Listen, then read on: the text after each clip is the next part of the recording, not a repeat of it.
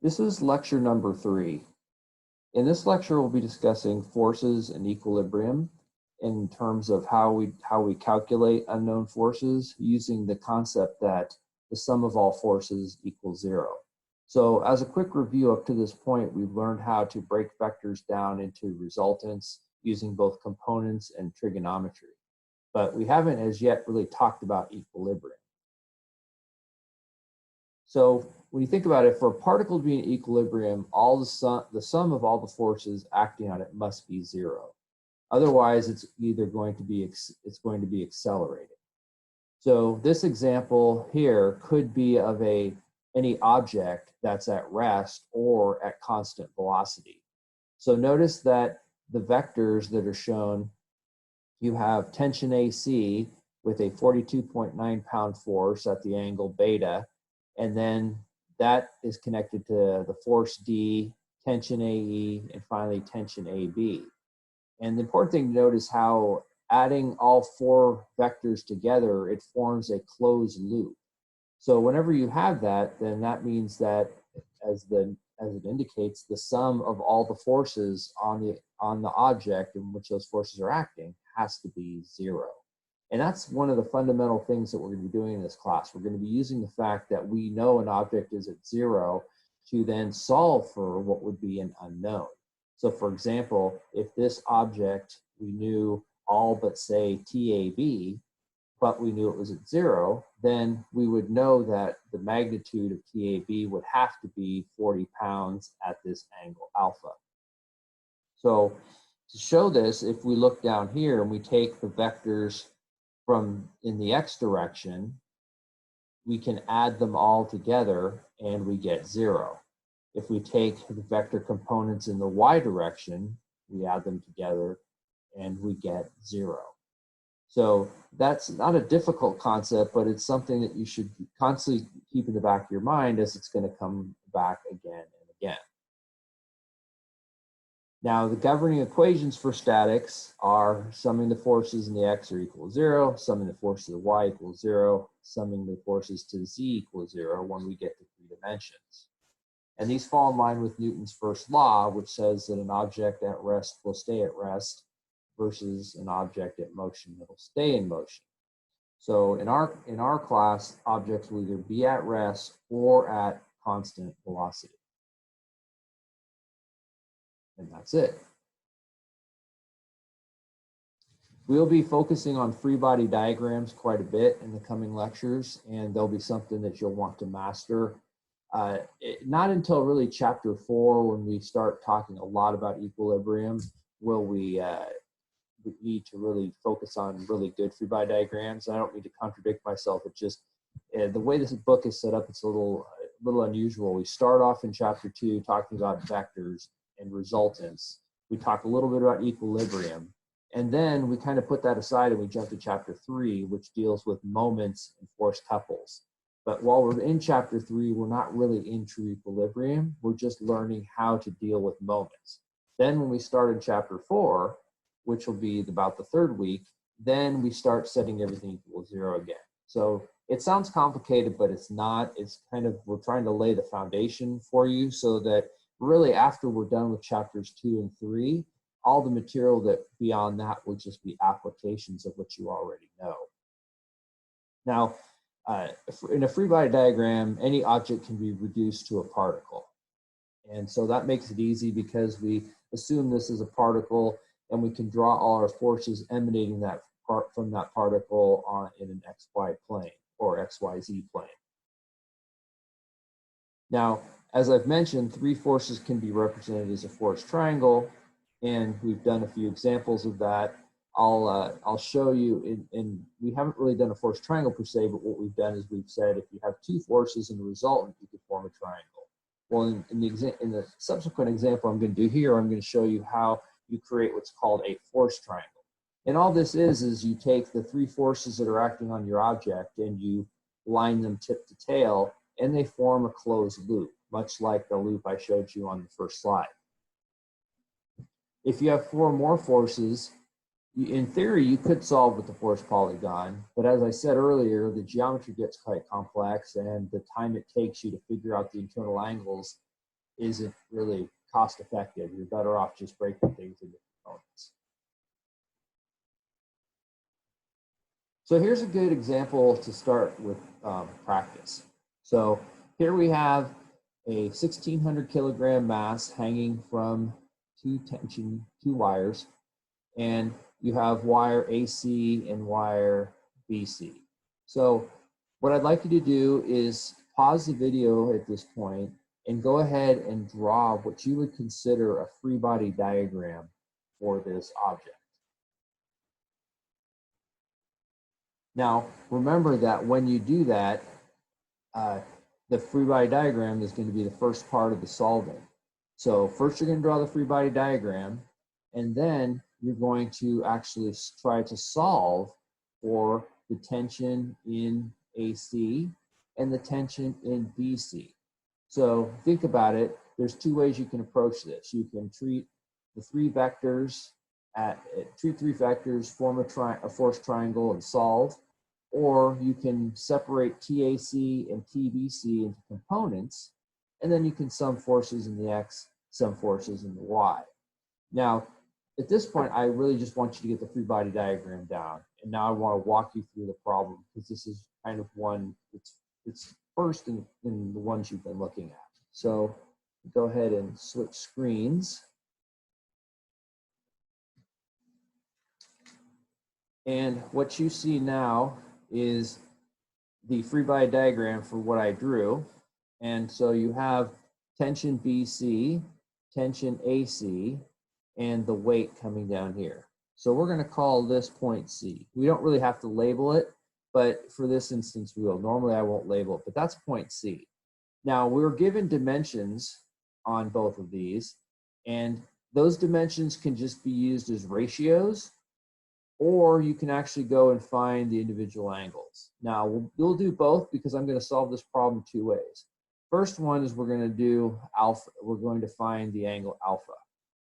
And so to find the angle alpha, we know that alpha is just going to be equal to the inverse tangent of the opposite over the adjacent, or 96 over 40. That's going to give us an angle of 67.38 degrees. And I'm not going to worry about sig figs at this point. If I want to find phi, I do the same thing. I know that phi is equal to the inverse tangent of 96 over 110, and that's going to give me an angle of 41.11 degrees. So what's the next step? Well, we have 1, 2, 3 forces. Now let's start looking at our weight. Now we know that the mass that's here is how much? It's 1,600 kilograms. So weight, as I mentioned in slide 1, or I'm sorry, in the first lecture, weight, whenever you have kilograms, you're going to want to convert that to newtons. So 1,600 kilograms times 9.81 meters per second squared. And that's going to give us a weight value. And where is it?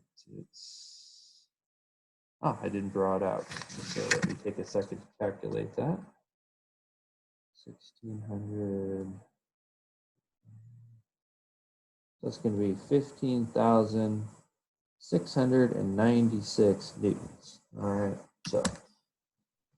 right. So what's the next step? Well, we know that this particle's in equilibrium. So really what we want to do is we want to have forces in the X and the forces in the Y equal. So first I'm going to solve with components. And hopefully this doesn't blur. I find that if I try to focus too far out, the writing gets a little blurry, so bear with me so you can still see the screen. So let's solve with components. So if that's the case, we know that if we sum the forces in the X, 0, then we look at what is going on in the x. So if we look, let's drop this a little bit. We know that 40 over the hypotenuse is going in the positive x direction. So this triangle here, the hypotenuse is 104, and on this side, the hypotenuse is 146. So these are triple triangles, 40, 96, 104. So sum of the force in x, we can write 40 over 104 times tension BC, and that's going in the positive x, and that's going to be minus 110 over 146 times the tension AC. Now, those are the only two tensions in the x direction. The weight is in the y, so we set that equal to 0. So we can go ahead and we can solve for one in terms of the other, and what do we get? We get tension BC equals 1.959 tension AC. So we're going to call that equation 1.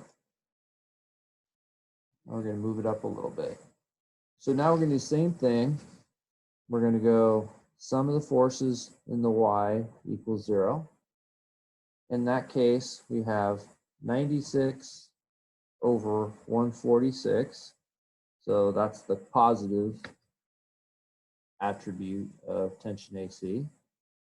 So 96 over 146, tension AC, plus 96 over 104, right?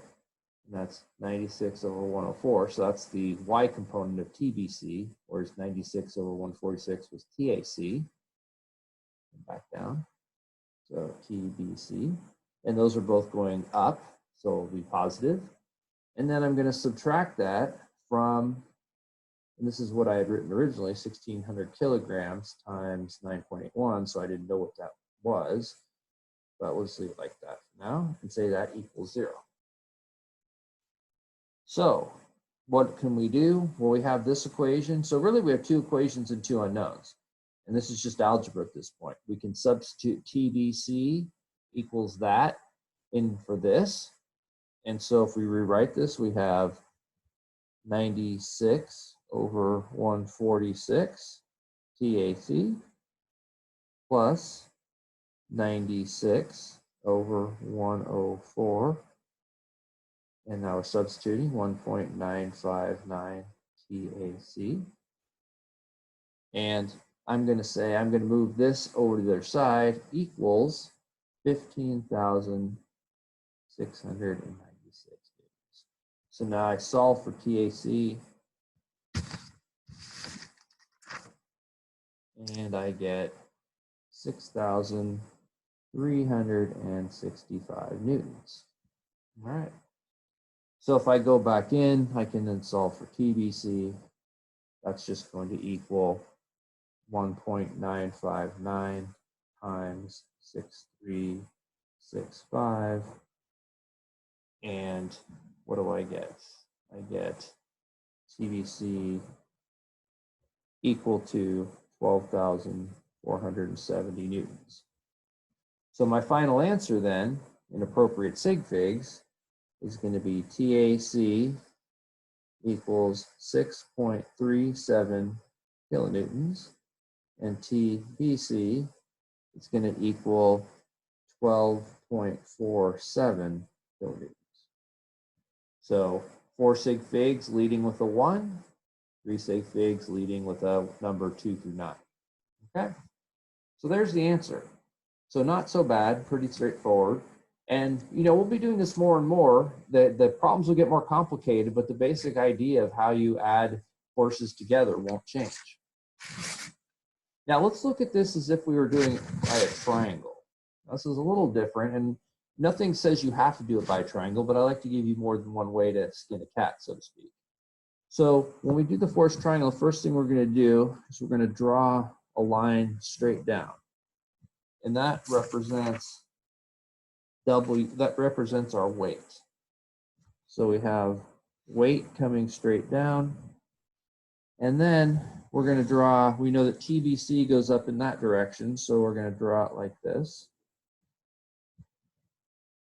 And then we're going to connect TAC up here. So I'll label that TBC, TAC, and so forth. Now let's start thinking about what are our angles. Well, we know this angle is alpha. That just comes back from here. So TBC alpha. So there's alpha. TAC, we know this angle here is going to be B. All right. So now we know that this here has to be 90 minus alpha. So what is that going to be? Well, if alpha is 67.38, we know 90 minus 67.38 gives us 22.62 degrees. So I just write that in, 22.62 degrees. There we go. And then we already know phi, that's 41.11 degrees. Now, the other thing is we know that this angle here has to be alpha, alternate interior angle. Okay. So, and then lastly, we can get this angle here, omega. And so we know that this angle here, I'm sorry if I'm jumping around, B plus alpha is going to be equal to 67.38 for alpha and plus 41.11. It's going to give me a total of 108.5. So therefore, if I want omega, that's going to be 180, because we know all angles in a triangle have to, internal angles add to 180, minus 108.5 minus 22.62, with omega giving us 48.9 degrees. All right. Now, I went through that kind of quick, but that should be review. So make sure you understand your trig. If that's probably the hardest part. I mean, I shouldn't say difficult. That's probably the part that takes the most time is coming up with these angles. Because once you have those, we already know weight, so we can use the law of sines. So using the law of sines, back this up a little, it doesn't get too blurry. Using the law of sines, what can we do? We can say TAC divided by the sine of 22.62 degrees equals, I'll bring it in a little closer. You have the advantage that you can rewind this, and I apologize for that. But I want to make sure that my writing here is nice and clear for you. I have the advantage of getting feedback from the class. So I have to assume that if it's blurry, you may not be able to read it. So there's TAC over sine 22.62 equals TBC over the sine of 48.9 equals 15,696 newtons, or the weight, over the sine of 108.5 degrees. So solving, we get TAC equal to, after I've rounded it, 12.47 kilonewtons, but you can do this yourself and you'll see. And I'm sorry, that was TBC, I apologize.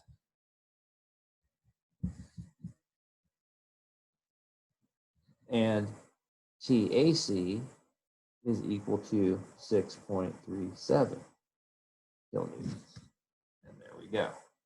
Okay. All right. So let's go ahead and go back to PowerPoint. And we have our answer. So now I want to look at another example. As you've seen this, in this section, there's not really a lot of theory. I do assume that you've looked over the part of the book that's relevant to this. And so I try to pull out just the highlights, but I'd rather spend time solving problems because that's really what's going to help you in these. Of course, you need to know some of the background, and some of that's on you to kind of understand and take the time to learn. But, and also in office hours, if there's theory you don't understand, by all means, bring that up. But again, this should be mostly review.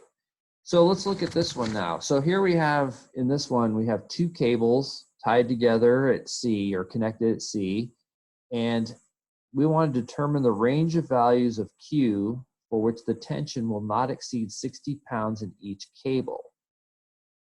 So one of the hints I've put there is, so this is a range. So if you look at the problem, you can see that if Q were to equal 0, then BC would essentially equal 75 pounds. There wouldn't be enough pulling it back the opposite way. And so as a result, it would be too great. So you're going to get a range of Q values. Now, one of the things with this problem is that there's no hard and fast rule on how or where you have to define your X and Y axis. It's possible to put that anywhere you like. Now, so what I'm going to show you in this is I'm going to go ahead and go back to the screen, and what you can see is I've gone ahead and drawn it. Now, if it helps you to, as I said, is that you might want to have, this is the example, of course, that you should have downloaded that you're looking at right now. And so if you look at the original picture next to this, you can see what I've done. So what I've made the y-axis the line on TAC and TBC the X, because this was a 30, 60, 90 triangle. So I knew this was 90, so I could do that. So this simplifies the problem to a certain degree, because now I can sum the forces in the X and the Y, and I'm just going to put them in as variables, and I should be able to solve for what I need to know. So let's first start with summing the forces in the X equal to 0. And what do I get? Negative TBC, because it's going in the negative X direction, minus Q, and the X component of Q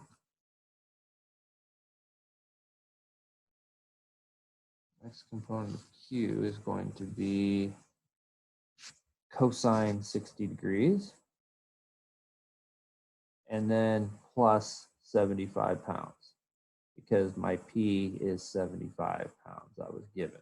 All right. And so I try to, on all the problems, given and find, those are two things you wanted to always put, even when, do that practice even when it's not something you're going to turn in, because it helps you define what you have and what you need to do, and the purpose of the problem. So I didn't mention governing equations yet, but later on when we do more complicated problems, it will be important to write down those governing equations. For now, we're just really, the governing equation is summing the forces in the X, which we have here, and then we'll sum the forces in the Y. So getting back to this, we have minus TBC minus Q cosine 60 plus 75, all equals 0. So I can write then TBC equals 75 minus 0.5 Q. Now I've left out the units. The 0.5 comes from the cosine of 60, which is a half. So that's one equation. I'm going to leave that. And then I'm going to sum the forces in the Y, 0. And with that, I'm going to get TAC minus Q sine 60 degrees. Right, so I have my TAC going up, I have Q sine 60 degrees, and that equals 0. So I know then that TAC equals the square root of 3 over 2 times Q. All right, just solving for that. So now I know my limits are 60 pounds, so that kind of now I can just solve for my respective value of Q, right? Because I know BC has to be less than or equal to 60. So I'm just going to plug in 60 for these, because that's my upper limit. So for this, if I say 60 pounds equals square root of 3 over 2q, then q is simply 69.3 pounds. If I do the same thing for this equation up here, I'll write that as 60 pounds equals 75 minus 0.5 q, and I solve, q is 30.0 pounds. So therefore, I know that 30 is my lower limit and 69.3 pounds is my upper. All right, it's always units. So 30.0 and 69.3. All right. Now, one more question to go. Go ahead and go back to that one. You go back to here. So go ahead and take a second to read this. I'm going to run and grab something.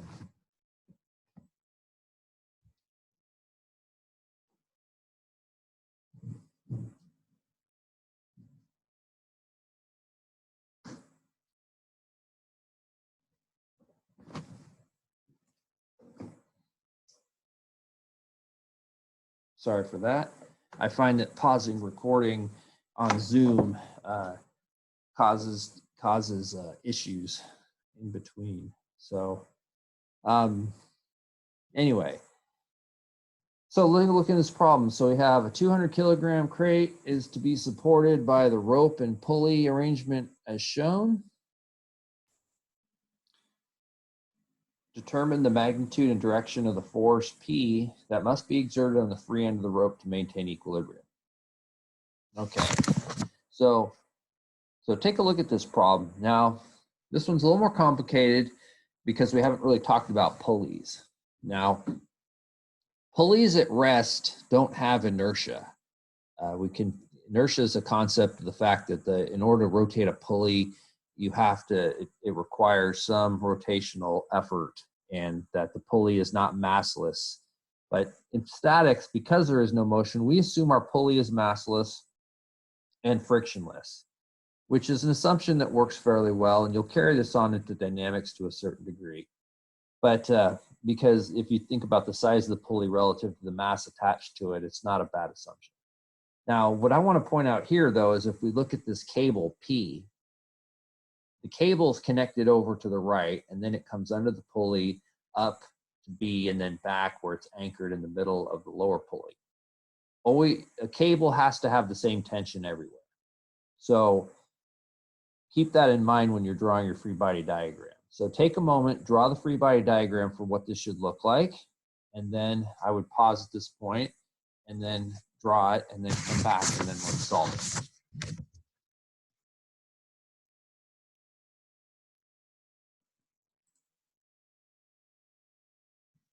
Okay, so hopefully you've had a chance to draw this, and this is what it's going to look like.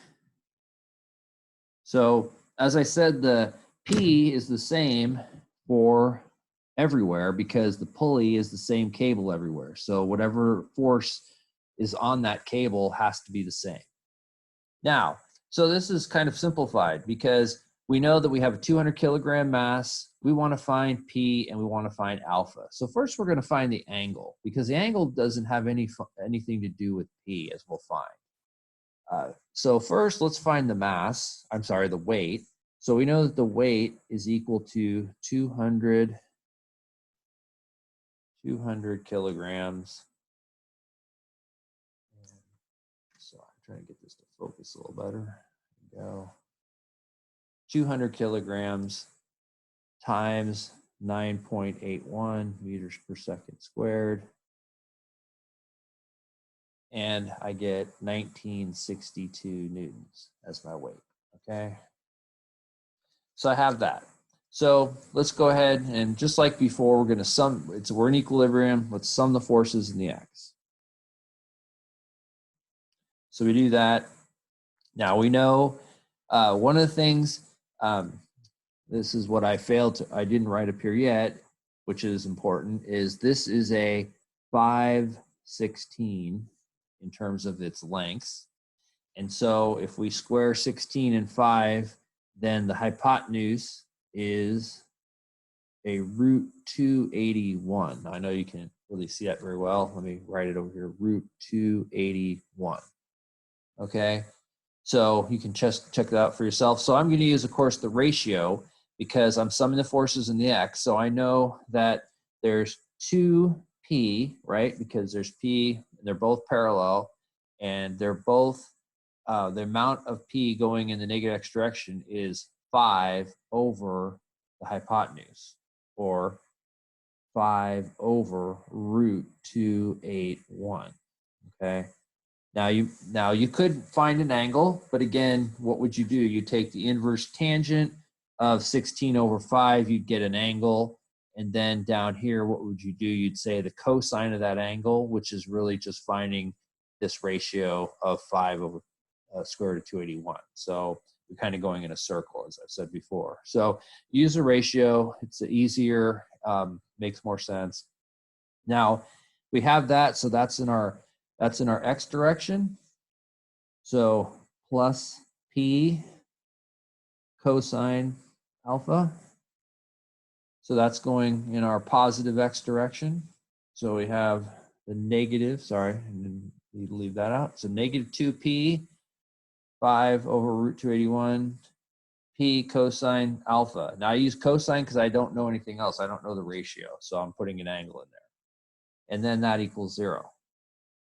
So notice the p's are going to cancel, divide both sides by p, and I'm going to get cosine alpha equals 0.59655, just carrying some extra sig figs. Alpha then is plus or minus, because it could be either, 53.4 degrees. All right, so I've got the angle. Now, this that means that I'm going to have to find two values for p, though, when you think about it. And this is a kind of a idea of mechanics. If I'm holding this here and I'm pulling up, it's going to take a certain amount of effort to keep it from going anywhere. But if I'm holding it down, so let's say that my cable now is about like that, where the pencil is at a negative 53.4 degrees, then it's going to take less or more force to hold that in equilibrium. So think about that. What's it going to be? And let's calculate that. So let's go ahead and sum our forces in the y direction.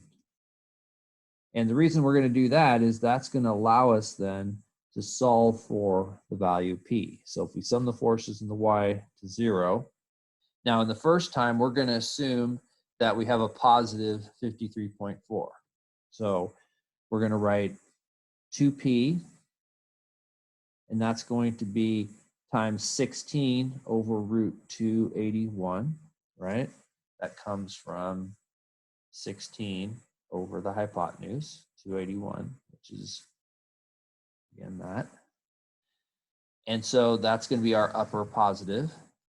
And then plus, because I'm assuming p is positive this time, times the sine of 53.4 degrees. All right. And then all minus the weight, 1962 newtons, all that equaling 0. So I solve for p, and it gives me a value of 724 newtons.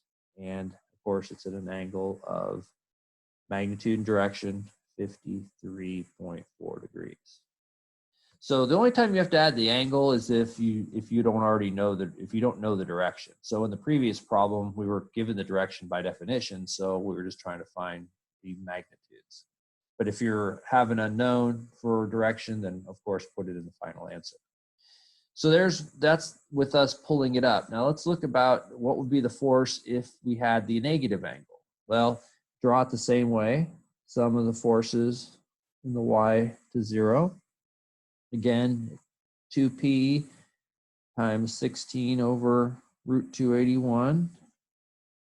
It's still the same, only now it's going to be plus P sine, and when we write this, we're going to write sine negative 53.4 degrees in here, and then minus 1962 newtons.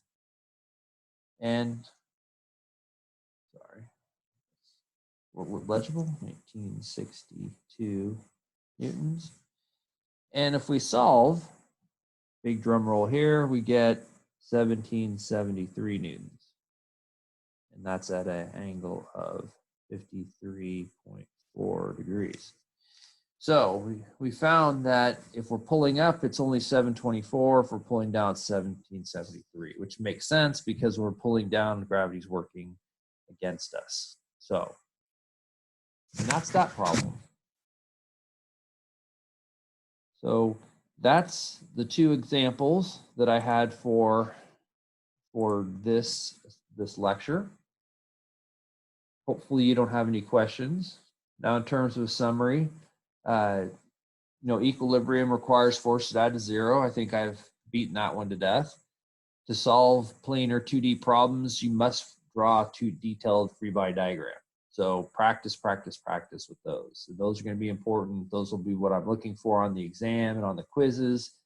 How you do your problems is more important than getting the correct answer. Lastly, sum forces is zero, solve your equation, make sure your answer has proper significant figures, and also make sure your answer makes sense. I'll never give you a problem that has a ridiculous answer. So if you're dealing with a box of 1,600 kilograms and you get a tension of several million, billion, or even trillion newtons, and I have seen that before, then take pause to think that maybe you made an error that way. You don't want to go to your boss after you're working, making the big bucks, and tell them, hey, I calculated this, and this means that this material is stronger than anything ever been created. So double check your work. All right, that's it. So that's lecture 3. So please, after you've completed this, go on to lecture number 4. And now we'll start in lecture number 4. We're going to start talking about 3 dimensions. Thank you.